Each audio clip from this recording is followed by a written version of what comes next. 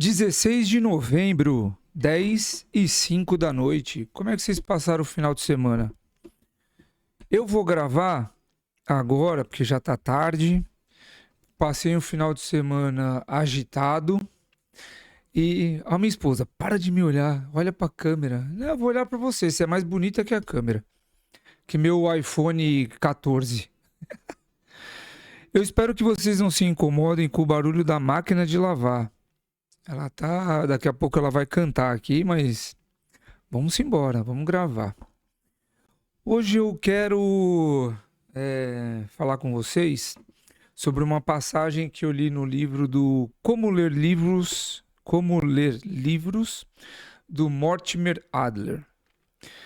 Hoje eu acordei por volta de umas 8 horas da manhã, sentei aqui na minha poltrona, que inclusive eu já mostrei para vocês, vou mostrar de novo aqui, ó, minha poltrona, meu espaço, ó. Olha o que eu ganhei, ó. Olha o que eu ganhei, que maravilha. Uma árvore de Natal de ginger. E como eu te falei, eu preciso comprar um filtro de linha e depois eu mostro para vocês ela acesa. Porque agora tá com o meu computador aqui ligado, né? Os caras com labirintite, será que sofrem ficar girando essa câmera para lá e para cá? Acho que não, né? Bom, sentei aqui na minha poltrona para fazer minhas atividades de rotina, que vocês aí que me acompanham já sabem. Se você não acompanha e quer saber quais são, volta lá uns vídeos anteriores que você vai descobrir. Então, depois da minha rotina, eu li o livro. Li algumas páginas dele. E como eu estou num processo aqui de aprendizado, de mudança de hábito e tal, eu escolhi o livro Como Ler Livros porque ele ensina 4 técnicas para que nós aproveitemos melhor os livros, principalmente os livros que ele chama de expositivos, que são os livros de não ficção e que têm técnicas e ensinamentos. Então é livro para conhecimento, não somente livro para diversão, como os livros de ficção. E dentro das 4 técnicas, ó a musiquinha, estão ouvindo? Dentro do livro das 4 técnicas, a terceira técnica, que é a leitura analítica, é a técnica que ele mais se aprofunda. Tá? É a técnica que ele explica com requinte de detalhes como que nós devemos fazer para aproveitar cada vez mais ou cada vez melhor um livro expositivo. Tá? Bom, por que eu estou falando isso para vocês? Porque no trecho que eu li hoje do livro, ele explica para nós que não só em livros expositivos nós precisamos usar a técnica de leitura analítica. Nós temos que usar a técnica em tudo que lemos. Em panfleto, em notícia, em blog, em resumo, ou seja, em tudo que nós vamos ler, nós precisamos aplicar a técnica da leitura analítica.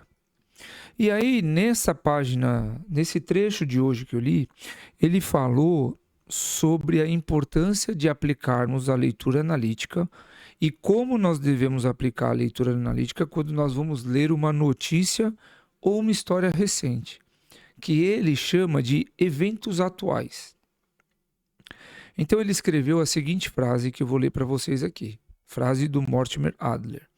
O problema se resume a saber quais atualidades são verdadeiras. Eu confesso que quando eu li essa frase, um alvoroço ele veio à minha cabeça. Porque eu aqui, ingenuamente, nos meus 48 anos de vida, eu achei que fake news era novidade.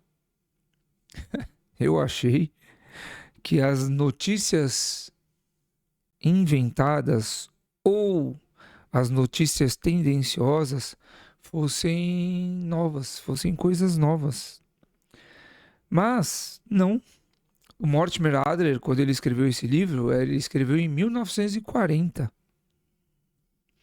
E isso aí traz à tona para todos nós o quanto nós somos manipulados o tempo inteiro.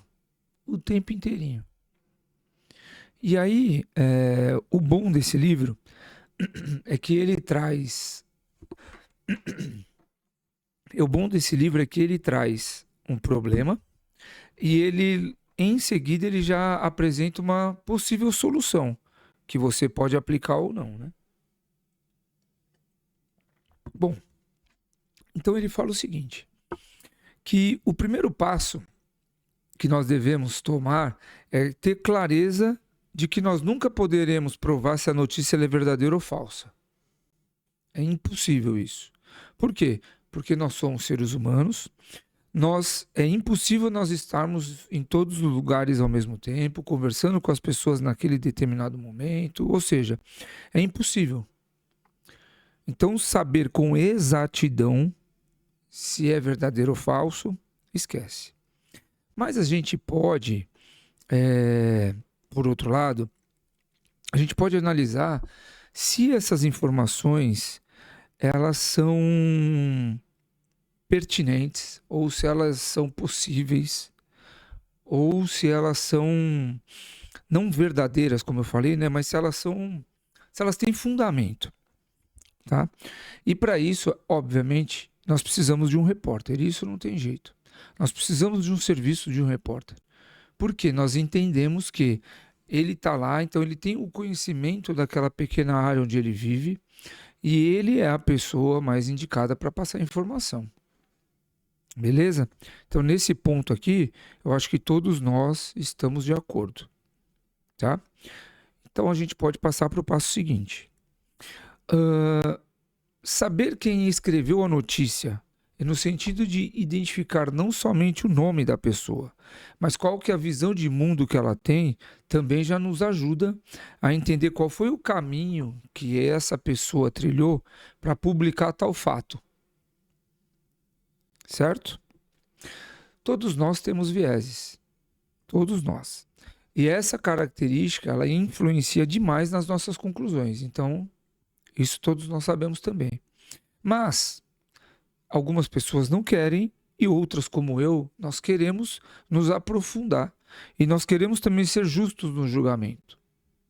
Então, o que nós precisamos fazer é identificar, primeiro, se aquela notícia não, para quem que o repórter ele quis escrever aquela notícia?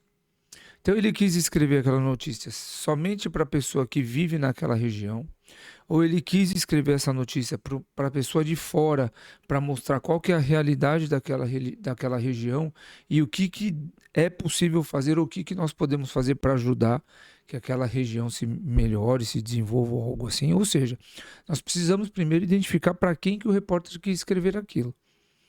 Tá? A segunda coisa é o que ele quer convencer com aquele fato.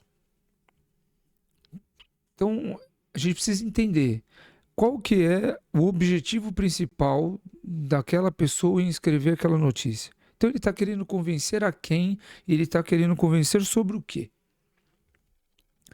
E o terceiro é quais são os possíveis desdobramentos a partir desse relato, a partir desse acontecimento. Então essas três características elas são importantíssimas para que nós façamos um julgamento justo sobre se a notícia é verdadeira ou falsa. Tá?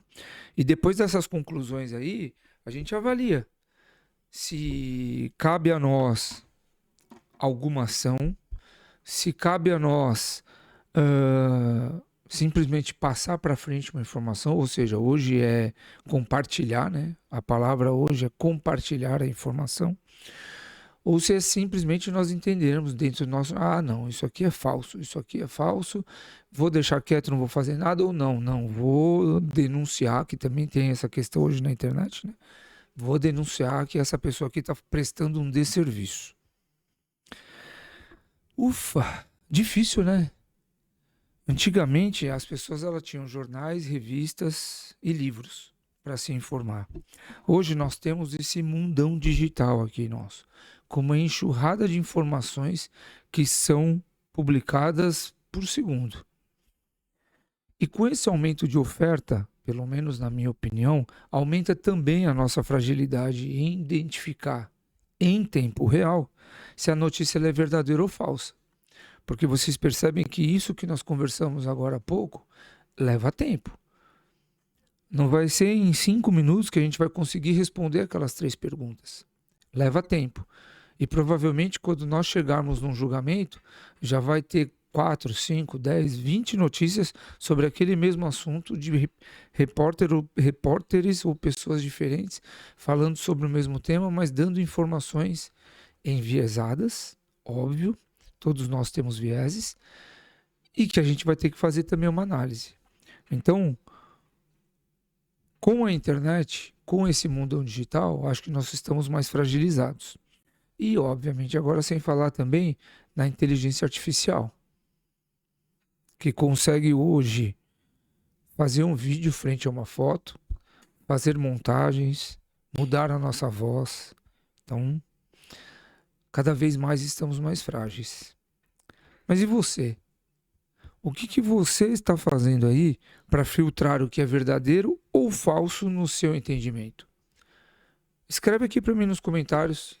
Talvez você me ajude também a entender melhor os fatos e a entender melhor os acontecimentos que são publicados. Obrigado, boa semana para todos e até amanhã.